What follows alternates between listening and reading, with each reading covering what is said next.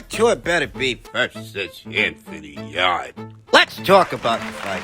Well, the prediction stuck, and in my prediction video, I went with Artur Beterbiev to stop Anthony Yarde at or around the 7th or 8th round. Time has proven me right. Here's why. In that first round, in the early goings of the match, Artur Beterbiev established that he was the more accurate puncher, the more accurate jabber, that even though Anthony Yarde was a younger, fresher fighter with less wear and tear than Artur, and he has hand speed and power of his own, Artur is still more the technician, more the craftsman, and the more accurate puncher of the two. To the eye, Anthony Yarde's got some hand speed. It's not that he doesn't. He may very well be the faster puncher of the two, but not the more accurate puncher. And the way that breaks down, it's because Artur Beterbiev shoots from the hip. His punches, as opposed to Anthony's, his punches don't have to travel very far in order to find a home, in order to reach the target. Some bit of that is muscle memory, just plain old experience. Experience as an amateur, experience as a professional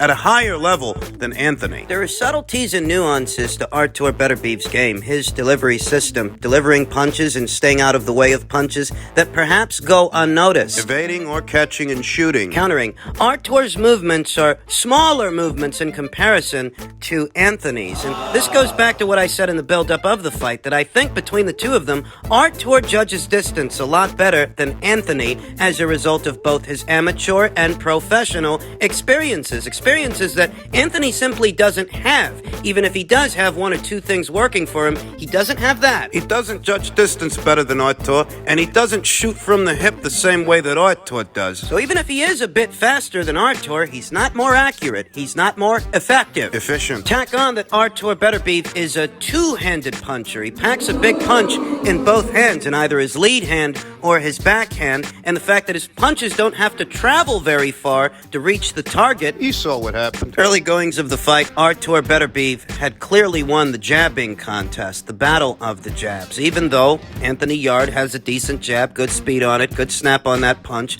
Artur's was just better all around, and he was painting Anthony Yarde's face with that jab. In the exchange. In the pocket, when both men were letting their hands go. It was the same underlying principle. Because Artur Beterbiev's punches are noticeably shorter than Anthony Yarde's. Got the better end of those exchanges. That's not saying that Anthony didn't have moments, that he didn't have moments of success. He did. From where I was sitting, more often than not, it was Artur Beterbiev getting the better end of those exchanges. When the punches are shorter, they reach the target faster, and they're that much harder to counter. That's the difference. Even though Anthony Yarde's got hand speed, his punches are noticeably wider than Artur Beterbiev's and that much easier to counter, whereas Artur's punches in comparison, they're more compact. They're tighter. Mid-range to inside, I'd say Artur dominated the pocket more often than not. Credit to Anthony Yarde for being hurt more than once throughout the course of this fight and weathering those punches, weathering those shots. As Artur Beterbiev was punching through Anthony Yarde's guard or getting shots around it.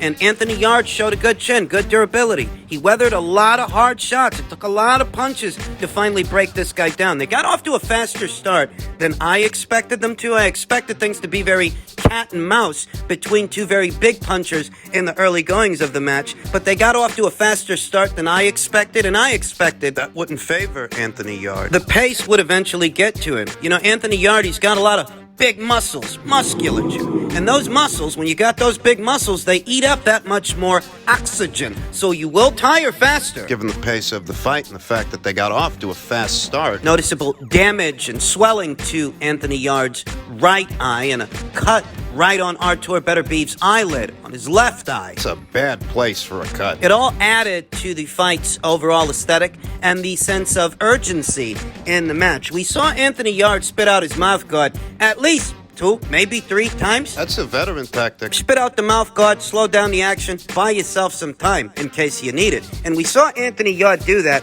maybe 2-3 times. You do that too much, they can deduct a point, you know. Call me crazy, but I got the sense that referee Steve Gray was giving Anthony Yarde as much consideration and as much assistance in this contest as he possibly could. The judges did too. And I can't reconcile it. Being honest with you, while the effort put forth by Anthony Yarde was a valiant effort, and he showed that he is a durable and formidable fighter, I can't reconcile 2 of the 3 judges having him up at the time of the knockout, at the time of the stoppage. range. The most I could give Anthony Yarde in terms of rounds in the bank were 2, maybe 3 rounds. And 2 of those rounds were rounds where it seemed like Artur took those rounds off. Took his foot off the gas. You're telling me that after 8 rounds, you had Anthony Yarde up on your card? I can't reconcile that. I can't explain it. The most I could give Anthony Yarde in terms of rounds in the bank were 2, maybe 3 rounds. And 2 of those rounds were rounds that Artur took off. It's not that he didn't have moments. He definitely had moments in this fight. But more often than not, it really was Artur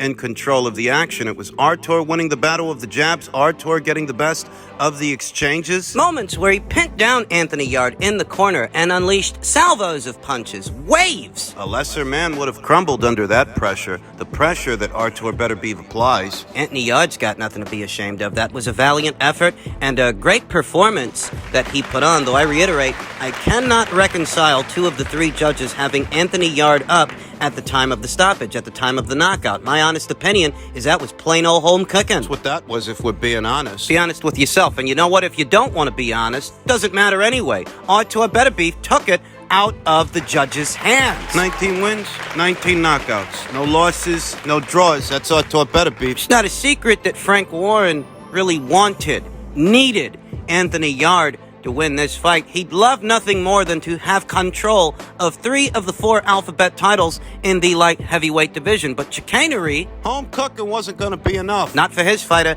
not opposite the ring. The strongest puncher in the light heavyweight division, the strongest finisher in the light heavyweight division, and put simply, one of the strongest finishers in the entire sport of boxing. I myself think Anthony did well, better than I expected, but I myself don't think he should have been ahead of Artur Beterbiev in 2 of the 3 judges' scorecards after 8 rounds. I think Steve Gray and the judges gave Anthony Yarde all the consideration they could, short of winning the fight for him. Fighting it for him. Now, Anthony Yarde, throughout the course of this fight, he was letting go of a lot of uppercuts, and it was an uppercut. Counter right hand to an uppercut, I should say. A short right hand, mid-range to inside, that did him. Tried for an uppercut with the right hand, was met with a counter right hand, a short counter right from Artur Beterbiev, followed by a looping right. Chopping right. He hits the deck, referee Steve Gray, he lets it go on a little longer, and you saw what direction this was going in. He got pulled out of this thing, rightfully so. Nothing good would have come of this contest being allowed to go on any further. At that point, he was just taking too much punishment, and they stopped this thing. Post-fight, Anthony was quoted as saying, "I really wanted to win. It got called off, and I was like, nah, man. But Tunde Ajayi and my team, they love me. So they're seeing something I'm not. I'm here talking to you. I'm laughing. So I'm happy." And he should be. He fought his ass off, a testament that even in defeat, in this sport, it's what you give. It's not just winning and losing. And in losing, depending on what you give, your stock may very well go up. And I think Anthony's did yesterday. Fought his ass off. There's no shame in losing to Artur. Artur Beterbiev, who advances from the number 8 spot on the Ring IQ pound for pound list to the number 7 spot. On the premise that both Artur and Errol, they're both in possession of 3 alphabet titles apiece between them, but Artur keeps a busier schedule than Errol. In the last 2 years, Artur's fought 3 times to Errol Spence Jr.'s 1, just 1. Errol sat out all of 2021, where Artur fought 2 times and Errol fought only once in 2022, the same as Artur. Artur's already off to a fast start this year, where Errol's not set to return to action 5 months into this year. 5 months well into 2023 in late May. Ever since the car accident, Errol's activity rate, it has suffered. He didn't return to action until well into 2020. He only fought once that year, just once, and that was at the tail end of it in December. Sat out all of 2021, only fought once in 2022. You want to rate this guy like he's one of the best fighters in the world. You know what he is? He's one of the least active fighters in the world. The only fighter less active than Errol Spence Jr. is Keith Thurman. That's an indictment. In order to gauge where you are here today, you need to be fighting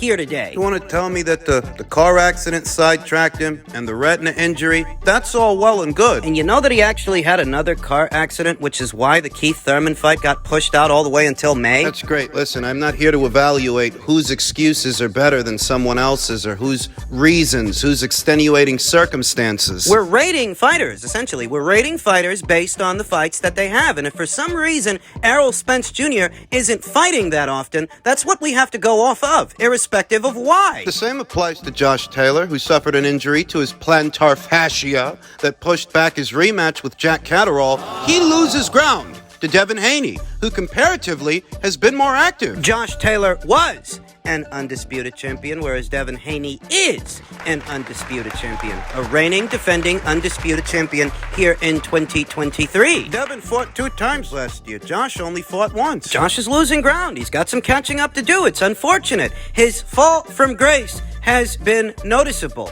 but he's not too late. He's still on the list. Yeah, in the most danger of being bumped off. But I digress. Artur Beterbiev has gained ground on the Ring IQ pound-for-pound list on the premise that he's in possession of just as many alphabet titles as Errol, but he's a more active fighter, a more active champion than Errol. What's next for the beast from the east? The one who's not getting any younger. Well, according to WBC President Mauricio Suleiman, he previously stated that Artur Beterbiev will be ordered to defend his WBC, IBF, and WBO light heavyweight world titles versus WBC mandatory challenger Callum Smith. Ahead of the fight, that's what Mauricio had to say about it, but he may have to hold his horses. Because according to Top Rank's Carl Moretti, he's declared that they want to make Artur Beterbiev versus Dimitri Bivol next for the undisputed WBA, WBC, IBF, and WBO light heavyweight world titles, and will be reaching out to Bivol's camp to try and do so. This is what I want. All this talk about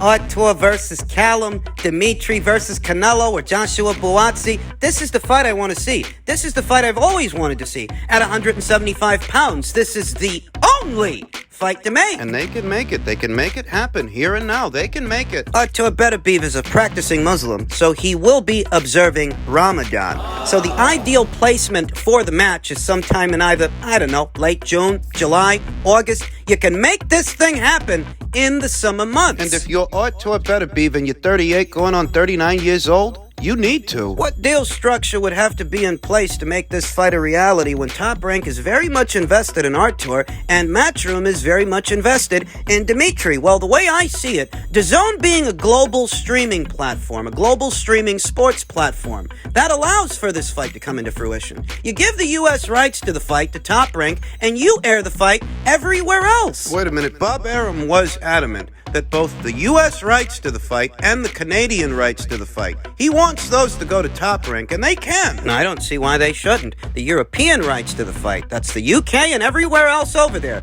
those rights can go to DAZN on the premise that, in case you're not aware, DAZN is the #1 sports streaming app in Europe. Let Top Rank have the North American rights to the fight, and you air the fight everywhere else. Europe, Australia, all those territories that DAZN is available in. If Carl Moretti and Top Rank mean business, and they are going to reach out to Dimitri Bivol to do this fight sooner than later, then the ball is in Dimitri Bivol's court. And I myself, as a consumer, am not against Dimitri crossing over to Top Rank to do this thing. And he should, because Canelo Alvarez isn't next. In May, Canelo's supposed to be locking horns with John Ryder. That wasn't going to be Dimitri Bivol's next fight anyway. Eddie Hearn was talking about doing a potential Joshua Buatsi fight for Dimitri.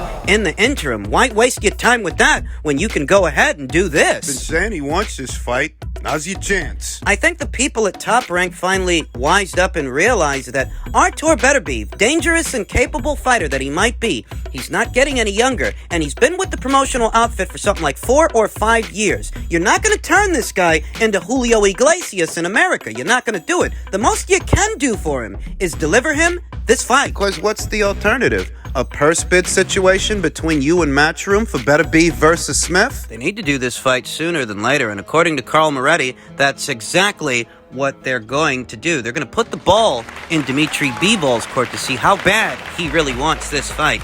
Interesting quotes from Artur ahead of the Yarde fight. Artur said, Bivol just says that he wants to fight. But that's it. Bivol just says that he wants to fight me. He never goes like Joe Smith and Vosdick. They said they want to fight, and they came to fight, you know. But Bivol just says that he wants to fight, and that's it. But you can't say, like, for 10 years the same thing, but not fight. It hasn't been 10 years. It was in January of 2019 that Dimitri Bivol signed to Matchroom, crossed over to that side of things, and it was in February, circa February or March, that Artur Beterbiev signed to Top Rank. After a brief stint at Matchroom, he had the Callum Johnson fight under the Matchroom banner. That's the only fight he had under the banner. and the partnership was short-lived. Circa February of 2019, after news broke that Dmitry had signed to Matchroom, Artur decided to sign to Top Rank. They were separated by politics then. They're separated by politics now. Political boundary lines that determine which fights happen and which fights don't. It's up to Eddie Hearn now. You really want to get in the way of this thing? Eddie Hearn was planning on keeping Dmitry Bivol busy with his unbeaten Olympian, Joshua Buatsi, and I think every single fight fan around the world would agree that Bivol versus Beterbiev takes precedence over anything and everything else. A Buatsi fight and even a Canelo Alvarez rematch. A Canelo Alvarez... Not that that was going to be Dimitri's next fight, because it wasn't. For the last few years, he says he wants to fight, Beterbiev said, but in this period I got 2 more belts from other world champions. They came to fight, but him, I don't know. I don't know what he's thinking about. Becoming boxing's 175-pound champion is one of Beterbiev's goals, undisputed champion, but he isn't consumed with boxing, Bivol. It's really important for me, Beterbiev said, but if it's not going to happen, I'm not crying. The fans will if it doesn't. They'll be crying. It's up to Eddie Hearn. It's up to Matchroom. And it's up to Top Rank. Carl Moretti, Todd Duboff, and Bob Arum to deliver this fight, because there really isn't a better fight to make for their respective fighters, their respective champions in the light heavyweight division. There's no need to wait anymore. Put the politics aside, work on the deal structure, and deliver the fight. Because Artur, he doesn't have the luxury of time, and Top Rank can't give him the luxury of choice. There's no fight they can make for him in-house that's on par with this fight. And for Dmitry, you've said you want this guy. You've said you want more belts. You've said you want undisputed. This is the fastest route. Canelo's busy. his next fight ain't with you. And you beat him already. So do the deal and make the fight. If both boys want it, there's no reason it shouldn't happen next. Both teams have got to want it.